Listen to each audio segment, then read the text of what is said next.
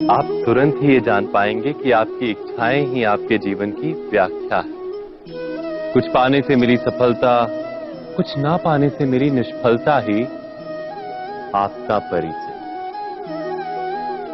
अधिकतर लोग ऐसे जीते हैं कि स्वयं भीतर से मरते रहते हैं, किंतु अपनी इच्छाओं को नहीं मार पाते। इच्छाएं उन्हें दौड़ाती हैं जिस प्रकार मृग तृष्णा मृग को दौड़ाती। परंतु इन्हीं इच्छाओं के गर्भ में ही ज्ञान का प्रकाश भी। कैसे? जब इच्छाएं अपूर्ण रहती और टूटती, तब वहीं से ज्ञान की किरण प्रवेश करती है मनुष्य के हृदय। ना, ये कथा नहीं है केवल इच्छाओं के संघर्ष की, नहीं है केवल महत्वाकांक्षाओं से जन्म लेने वाले भयावह रक्तपात। ये कथा है इच्छाओं के गर्भ से उदित होते हुए ज्ञान की। मैं वासुदेव कृष्ण आप सभी को निमंत्रण देता हूं इस यात्रा पे चलने का, जो जीवन का मर्म सिखाएगी, मनुष्य का धर्म सिखाएगी, कीचड़ से उठकर कमल बनने का कर्म सिखाएगी। और इस यात्रा का नाम है महाभारत।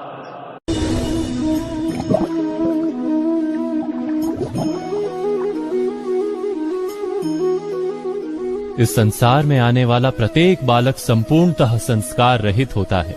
उसके अंतर पर ना किसी अच्छे संस्कार के चिन्ह अंकित होते हैं, ना ही बुरे संस्कार के। अर्थात जन्म से बालक में ना कोई गुण होता है और ना ही कोई दोष। तो ये दोष अथवा गुण किस प्रकार प्राप्त होते हैं? क्या हमने कभी विचार किया है?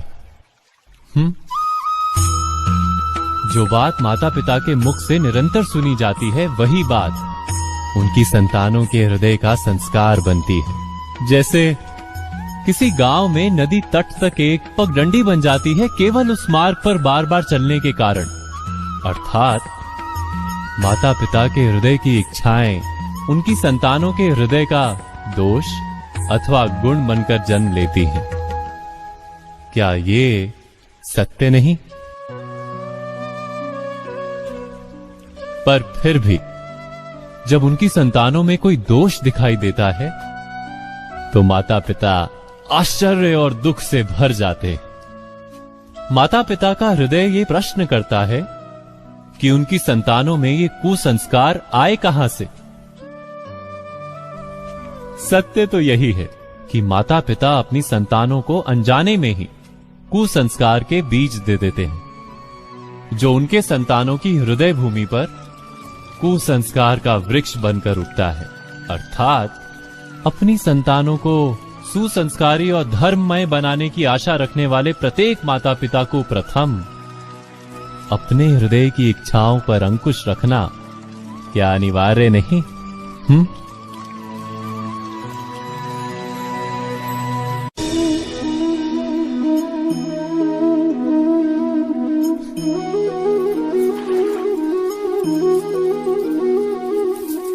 पिता सदा ही अपने संतान के सुख की कामना करते हैं, उनके भविष्य की चिंता करते रहते हैं।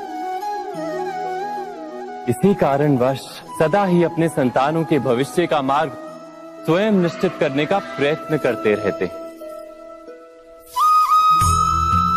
जिस मार्ग पर पिता स्वयं चला है, जिस मार्ग के कंकर पत्थर को स्वयं देखा है, मार्ग की छाया, मार्ग की धूप को स्वयं जाना है, उसी मार्ग पर उसका पुत्र भी चले, यही इच्छा रहती है हर पिता की। निस्संदेह उत्तम भावना है ये, किंतु 3 प्रश्नों के ऊपर विचार करना हम भूल ही जाते हैं। कौन से प्रश्न? प्रथम प्रश्न, क्या समय के साथ प्रत्येक मार्ग बदल नहीं जाते? क्या समय सदा ही नई चुनौतियों को लेकर नहीं आता? तो फिर बीते हुए समय के अनुभव नई पीढ़ी को किस प्रकार लाभ दे सकते हैं? दूसरा प्रश्न, क्या प्रत्येक संतान अपने माता पिता की छवि होता है? हाँ, संतानों को संस्कार तो अवश्य माता पिता देते हैं, किंतु भीतर की क्षमता तो ईश्वर देते हैं। तो जिस मार्ग पर पिता को सफलता मिली है, विश्वास है कि उसी मार्ग पर उसकी संतानों को भी सफलता और सुख प्राप्त होगा। तीसरा प्रश्न, क्या जीवन के संघर्ष और चुनौतियां लाभकारी नहीं होती? क्या प्रत्येक नया प्रश्न एक नए उत्तर का द्वार नहीं खोलता? तो फिर संतानों को नए नए प्रश्नों, संघर्षों और चुनौतियों से दूर रखना, ये उनके लिए लाभ करना कहलाएगा या हानि पहुंचाना? अर्थात जिस प्रकार संतान के भविष्य का निर्माण करने के बदले उसके चरित्र का निर्माण करना श्रेष्ठ है, वैसे ही संतानों के जीवन का मार्ग निश्चित करने के बदले उन्हें नए संघर्षों के साथ जूझने के लिए मनोबल व ज्ञान देना अधिक लाभदायक नहीं होगा? स्वयं विचार कीजिए।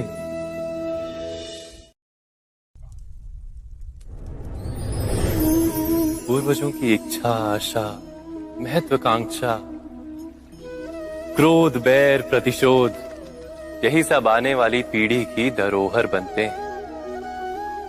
माता पिता अपनी संतानों को देना तो चाहते हैं समस्त विश्व का सुख, पर देते हैं अपनी पीड़ाओं की संपत्ति। देना चाहते हैं अमृत, पर साथ ही साथ विष का घड़ा भी भर देते हैं। आप विचार कीजिए, आपने अपनी संतानों को क्या दिया आज तक? अवश्य प्रेम, ज्ञान, संपत्ति आदि दिए, पर क्या साथ ही साथ उनके मन को मैल से भर देने वाले पूर्व ग्रह नहीं दिए? अच्छे बुरे की पूर्व निर्धारित व्याख्याएं नहीं दी? व्यक्ति का व्यक्ति के साथ, समाजों का समाजों के साथ, राष्ट्र का राष्ट्र के साथ संघर्ष क्या इन्हीं पूर्व ग्रहों से निर्मित नहीं होते? हत्या, मृत्यु, रक्तपात क्या इन्हीं पूर्व ग्रहों से नहीं जन्मते? अर्थात माता पिता अपनी संतानों को जन्म के साथ मृत्यु का दान भी देते हैं। प्रेम के प्रकाश के साथ साथ घृणा का अंधकार भी देते हैं, और अंधकार मन का, हृदय का हो या वास्तविक हो, उससे केवल भय प्राप्त होता है, केवल भय। स्वयं विचार कीजिए।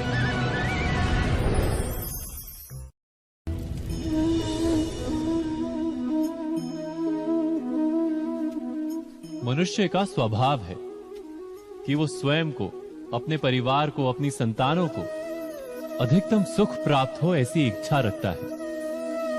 इसी कारण से हम सदा श्रम और कष्ट से अंतर रखते हैं, विश्राम और सुविधाओं को बढ़ाने का प्रयास करते हैं।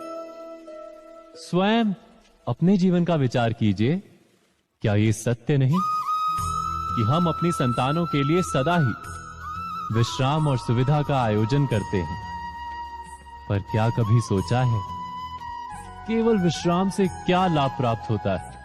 केवल सुख और सुविधा जिन्हें प्राप्त हो, उनका जीवन कैसा होता है? शरीर जब श्रम करता है तो अधिक स्वस्थ बनता है।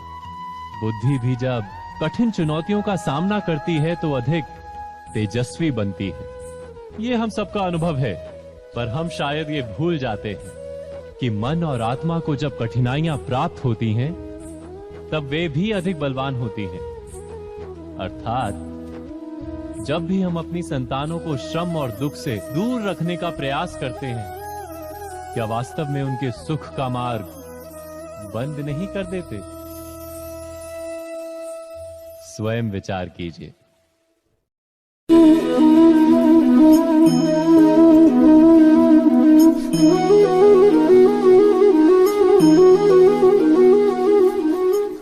संतानों के भविष्य को सुख से भरने का प्रयत्न करना, यही हर माता पिता का प्रथम कर्तव्य होता है। जिन्हें आप इस संसार में लाए और जिनके कर्मों से ये जगत आपका भी परिचय पाएगा भविष्य में, उनके भविष्य के सुख की योजना करने से अधिक महत्व और हो भी क्या सकता है।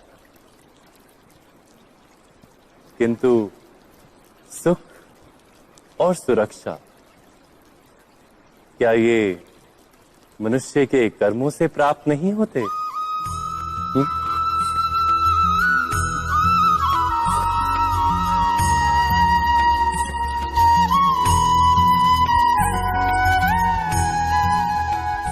माता पिता के दिए हुए अच्छे या बुरे संस्कार, उनकी दी हुई योग्य अथवा अयोग्य शिक्षा, क्या आज के सारे कर्मों का मूल नहीं? संस्कार और शिक्षा से बनता है मनुष्य का चरित्र। अर्थात माता पिता अपनी संतानों का जैसा चरित्र बनाते हैं, ऐसा ही बनता है उनका भविष्य। किंतु फिर भी अधिकतर माता पिता अपनी संतानों का भविष्य सुरक्षित करने की चिंता में उनका चरित्र निर्माण का कार्य भूल ही जाते हैं। वस्तुतः जो माता पिता अपनी संतानों के भविष्य की चिंता करते हैं, उनकी संतानों को कोई लाभ नहीं होता। किंतु जो माता पिता अपने संतानों के भविष्य की नहीं, उनके चरित्र का निर्माण करते हैं, उन संतानों की प्रशस्ति समस्त संसार करता है। स्वयं विचार कीजिए।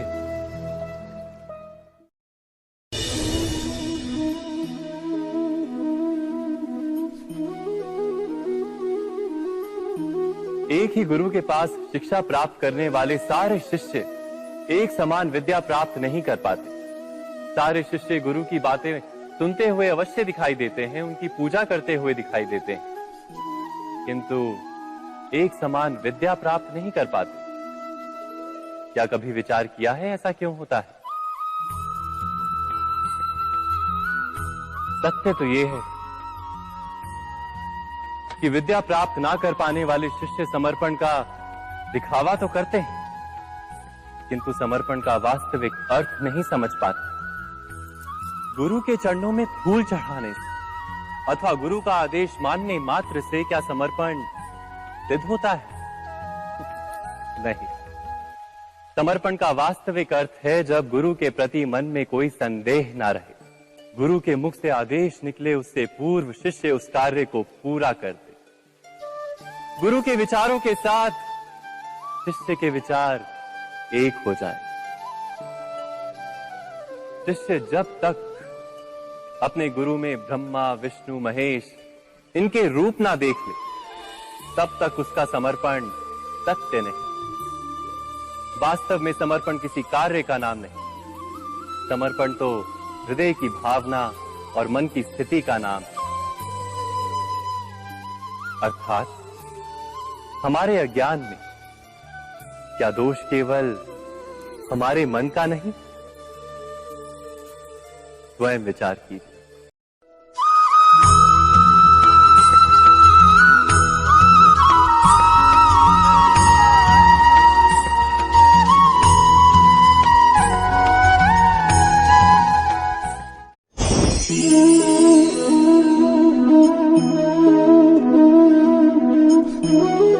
इस जल को देख रहे हैं आप? ये मलिन है, इसमें कुछ गंदगी है, किंतु यदि आप इसे कुछ समय के लिए ऐसे ही छोड़ दोगे तो आप देखोगे ये मैल अपने आप इसके तले जाकर बैठ जाएगा।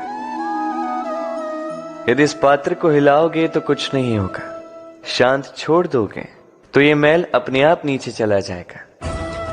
उसी प्रकार जब हमारे जीवन में कोई समस्या हो, हमारे जीवन में अशांति हो, तो कोई हलचल करने से या संतोष खो देने से हमें उसका हल नहीं मिलेगा। शांत रहकर विचार करोगे तो उसका हल मिलेगा। स्मरण रखिएगा, धीरज और संतोष से, शांति से विचार करोगे तो कितनी भी बड़ी समस्या क्यों ना हो, उसका हल अवश्य निकाल लोगे।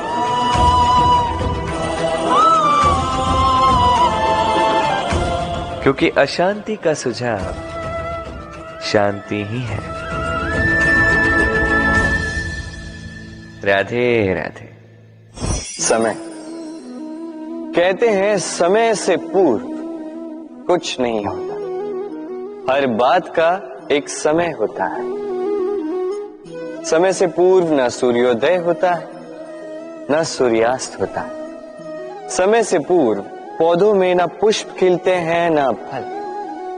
किंतु एक बात सोचिए, यदि वर्षा आने से पूर्व किसान भूमि ना जोते, वो बीज ही ना पिरोए, तो क्या फसल उगेगी? यदि योद्धा युद्ध से पूर्व अपने शस्त्र ही ना परखे, तो वो युद्ध कैसे लड़ेगा? इसका अर्थ ये है, समय आपका जब आना है तब अवश्य आएगा, किंतु तब तक ये महत्वपूर्ण है कि आप स्वयं को उसके लिए सज्ज रखें, क्योंकि ये अवसर, ये शब्द बोलने में जितना छोटा है, ये आता भी उतने छोटे समय के लिए है और फिर निकल जाता है। अब यदि अवसर आपके हाथ आ जाए और यदि आप उसके लिए सज्ज ही ना हो, तो आपको सफलता कैसे मिलेगी? तो आप उचित समय की प्रतीक्षा कीजिए, उस अवसर की प्रतीक्षा कीजिए, किंतु तब तक निरंतर प्रयासों से स्वयं को और सक्षम बनाते रहिए, क्योंकि सफलता आपकी प्रतीक्षा कर रही है। बस उसके लिए सज्ज रहिए। राधे राधे। वाणी मनुष्य को मिली सबसे अद्भुत भेंट। ये वाणी है जो मनुष्य को संसार में सारे अन्य जीवों से भिन्न बनाती है, संसार में सबसे ऊपर ले जाती है। इसी वाणी के कारण हम एक दूसरे से संवाद साध सकते हैं। मैं अपनी मन की भावनाएं किसी से व्यक्त कर सकता हूं, कोई और उसके मन की भावनाएं मुझसे व्यक्त कर सकता है। ये वाणी ही हमारी सबसे बड़ी ढाल भी है। अब देखिए ना, आपने देखा होगा किसी की वाणी मीठी होती है तो लोग उससे प्रेम करते हैं, उसे अपना मित्र बनाते हैं। वहीं किसी की वाणी यदि कड़वी होगी तो लोग उससे घृणा करते हैं, उसे अपना शत्रु मान लेते हैं। ये वाणी ही है जो भाषा बनकर हमारा इतिहास लिखती है। किंतु क्या हम सच में वाणी के विषय में इतना सोचते हैं जितना हमें सोचना चाहिए? सोचिए, मनुष्य को बोलना सीखने में कितना समय लगता है। कुछ बालक 1.5 वर्ष की आयु में सीख जाते हैं, कुछ 2 वर्ष, कुछ 3। अब मनुष्य 1.5 वर्ष की आयु में बोलना सीख तो जाता है, पर क्या बोलना है ये जीवन भर सीख नहीं पाता। इस पे ध्यान केंद्रित कीजिए, समझने का प्रयास कीजिए कि बोलना क्या है। अपनी वाणी शुभ रखिए, अपनी वाणी मीठी रखिए, और इसी मिठास के साथ मेरे साथ आकर कहिए, राधे राधे। हम में से कई लोग अक्सर स्वयं को अकर्मण्य मान लेते हैं। सोचते हैं अब तक इतने प्रयास किए, कुछ नहीं मिला, कदाचित आगे भी कुछ नहीं मिलेगा, और इसीलिए अपने जीवन का सारा बोझ किसी और के कंधे पर डाल देते हैं, स्वयं पर विश्वास ही खो देते हैं। क्यों नहीं समझ पाते ये बात कि जब तक पांव में कांटा नहीं चुभेगा, व्यक्ति को ज्ञात कैसे होगा कि आगे नीचे देखकर चलना होगा। सूर्य को स्वयं जलना पड़ता है ताकि दूसरों को प्रकाश दे सके। रात्रि के अंधकार से लड़ने के लिए चंद्रमा को आकाश में अकेले चलना पड़ता है। नदी अपनी यात्रा कैसे बनाती है, अपना मार्ग कैसे बनाती है? इन चट्टानों से लड़कर बनाती है। यदि आप स्वयं आपकी सहायता करने में सक्षम नहीं रहे, तो निश्चित रूप से आपका यह जीवन व्यर्थ ही है। स्मरण रखिएगा, इस संसार में अपने जीवन का भार अपने ही कंधों पर उठाना पड़ता है। दूसरों के कंधों पर केवल शव यात्रा चलती है, और इस संसार में जीवित वही है जो आत्मनिर्भर है।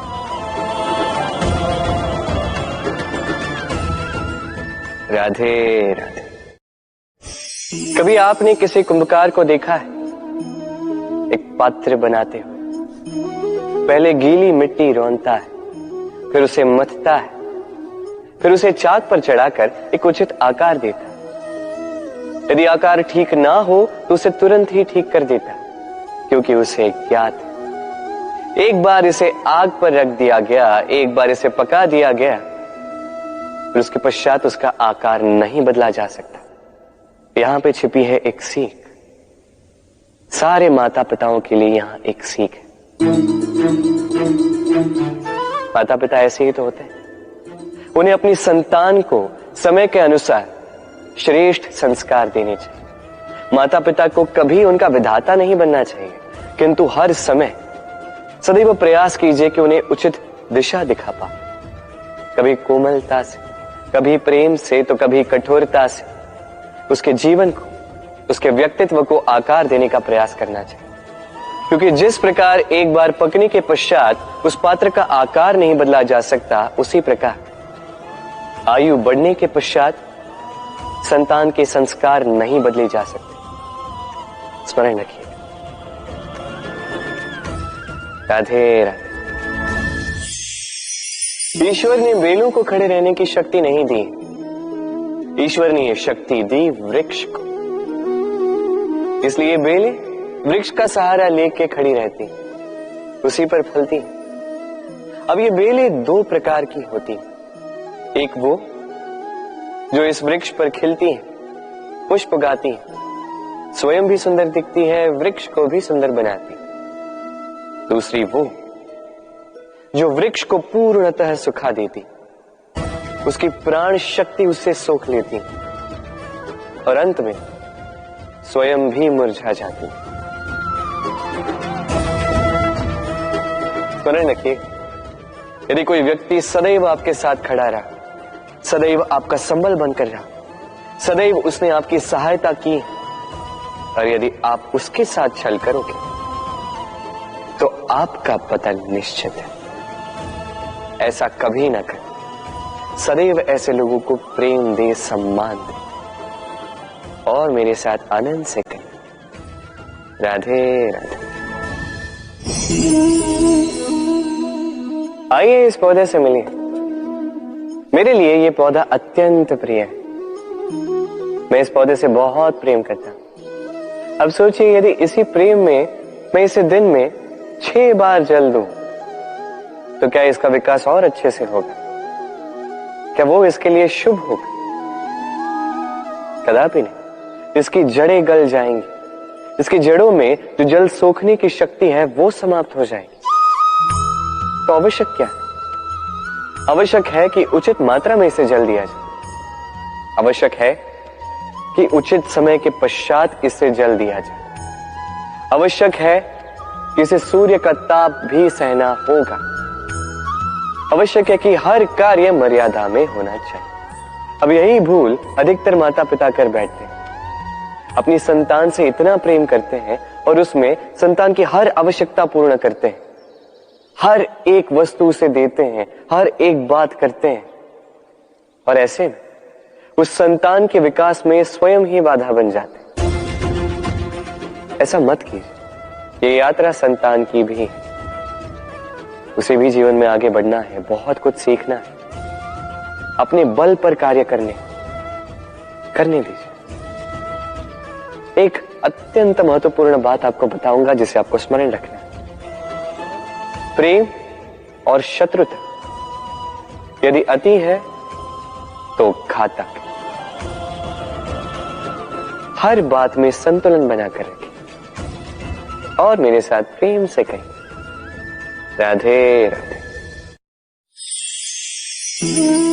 हम सभी मंदिर में जाते हैं, ईश्वर के समक्ष बैठकर हाथ जोड़ते हैं और अपनी मांग रखते हैं। कभी सोचा है ईश्वर को कैसे लगता होगा कि मेरे भक्त मेरे पास आते हैं केवल अपनी इच्छा पूर्ति के लिए, मुझसे मिलने के लिए। कई सारे लोग मंदिर जाते हैं, अपनी इच्छा ईश्वर के समक्ष रखते हैं। अब यदि उनकी इच्छा पूर्ण ना हो तो हताश हो जाते। अब से जब भी आप मंदिर जाओ, ईश्वर के समक्ष बैठो, हाथ जोड़ो और कहो धन्यवाद। धन्यवाद ईश्वर, आपने मुझे जो कुछ भी दिया है उसमें मैं प्रसन्न हूं। बस मुझे मार्गदर्शन दे कि कैसे मैं अपने कर्मों से, स्वयं अपने कर्मों से वो सभी प्राप्त कर सकूं जो मैं पाना चाहता हूं। ईश्वर से केवल मांगने जाओगे तो ईश्वर के समक्ष स्वयं को बहुत ही छोटा पाओगे, किंतु यदि स्वयं कर्म करके ईश्वर को धन्यवाद कहने जाओगे तो सही अर्थ से आपको ईश्वर मिल जाएंगे। राधे राधे। अद्भुत बात है ना, हमें सदैव हमारे नाम से बुलाया जाता है। नाम से हमारी पहचान है। ये नाम ही है जो इतिहास में स्थान बनाने में हमारी सहायता करता है। नाम बनाने के लिए व्यक्ति क्या कुछ नहीं करता, नाम पर कलंक न लग जाए इसके लिए क्या क्या प्रयास नहीं करता। अपने जो कुछ भी पाया, धन, संपत्ति, सुख, ये सब कुछ नाम के समक्ष छोटा है। नाम सबसे ऊपर रह जाता है। ये नामकरण संस्कार सदैव हमारे लिए अत्यंत महत्वपूर्ण होता है। अब आपको क्या लगता है मैं किस नाम की बात कर रहा हूं? वो नाम जो हमने जन्म से पाया? नहीं, मैं उस नाम की बात कर रहा हूं जो हमने हमारे कर्मों से अर्जित किया। जो जन्म से प्राप्त हुआ वो मृत्यु के साथ चला जाएगा। ये तो जो नाम कर्मों से प्राप्त होता है वो हमें अमर करता है। माता पिता से हमें जन्म मिला, जन्म से मिले संबंध में, समाज से मिले मित्र, प्रकृति से मिला भोजन। यदि कुछ ऐसा है जो हमने स्वयं पाया तो वो है हमारे कर्मों का फल। वो है वो नाम जो हमने कर्मों से अर्जित किया। इसलिए सदैव श्रेष्ठ कर्म कीजिए और मेरे साथ प्रेम से कहिए राधे राधे। मनुष्य भी कितना विचित्र प्राणी है, सदैव संघर्ष करता है, सदैव प्रयास करता है कि वही सबसे बड़ा बने, प्रयास करता है कि उसके समक्ष सबके शीश झुके हुए और उसके लिए सबसे पहले शक्ति प्राप्त करने का प्रयास करता है। शक्ति प्राप्त कर भी लेते हैं और उसके भय से सबको अपने समक्ष झुकाते हैं, किंतु एक महत्वपूर्ण बात भूल जाते हैं, समझ ही नहीं पाते। चलो मैं आपको उदाहरण देता हूं। कभी आपने किसी वृक्ष को देखा होगा, उसकी डालियां देखी होंगी जो फल के बोझ के कारण झुक जाती, वो फल टूटता है, पुनः ऊपर जाती है, फिर एक और फल देती, वो टूटता है, पुनः ऊपर जाती, सदैव झुकी हुई नहीं। कभी कभी चलते चलते आपने देखा होगा, कभी आपका पांव किसी पौधे पर पड़ जाए तो पौधा दब जाता, किंतु जैसे ही पांव हटाओ पौधा पुनः खड़ा हो जाता। स्मरण रखिए ये अत्यंत महत्वपूर्ण बात। जो शीश भय से आपके समक्ष झुकते हैं वो विरोध में सबसे पहले खड़े रहते हैं। आप जीते, सबको जीतिए, किंतु बल के भय से नहीं, उन्हें जीतिए प्रेम के समक्ष। राधे। आज आपको एक कथा सुनाता हूं। एक बार एक व्यक्ति ने अपने द्वार पर लिख दिया, आज मैं बहुत दुखी हूं, आज मुझसे कोई मिलने ना आए। कुछ समय पश्चात उसका मित्र आया, उसने वो शब्द पढ़े और फिर भी जाकर उससे मिला। उसने कहा कि मुझे पढ़ना तो नहीं आता, किंतु मेरे मित्र के मन का ये दुख, ये मुझे पुकार अवश्य लेता है। ये होते हैं सच्चे मित्र। किसी कारणवश यदि आप दुखी हो, समस्या का हल निकाल नहीं पा रहे हो, इस संसार से कट जाना चाहते हो, तब भी ये मित्र आपके साथ रहता है। भले ही आपको कोई हल ना दे पाए, संबल बन के अवश्य रहता है। भले ही आपका दुख कम ना कर पाए, आशा की किरण अवश्य दिखाता है। जब आप इस संसार से कट जाते हैं तब भी आपसे जुड़ा होता है आपका ये मित्र, ये सच्चा। अब मनुष्य जो है बड़े विचित्र होते हैं। इन्हें किसी भी वस्तु का महत्व केवल 2 बार ज्ञात होता है। 1 मिलने से पूर्व, 2 खोने के पश्चात। अब इसी प्रकार हमारे मित्र भी तो होते हैं। यदि आज आपके मित्र आपके साथ हैं तो उन्हें आभार व्यक्त करें, उन्हें प्रसन्न रखें, उनका महत्व समझें, क्योंकि एक बार आपने इन्हें खो दिया, पश्चाताप करने पर भी पुनः नहीं लौटेंगे। तो प्रेम कीजिए, मित्रता निभाइए और मेरे साथ आनंद से कहिए राधे राधे।